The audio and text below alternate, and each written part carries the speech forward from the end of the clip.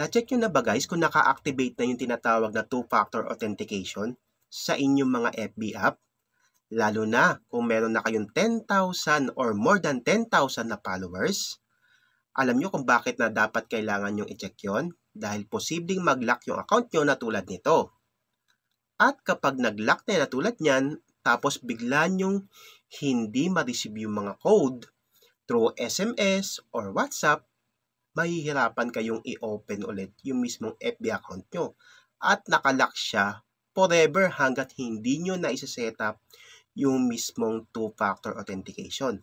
Kaya i-double check nyo na sa settings and privacy ng inyong mga FB account kung nakaset up na yung two-factor authentication. Lalo-lalo na yung tinatawag na bagong features ni Meta na advanced protection.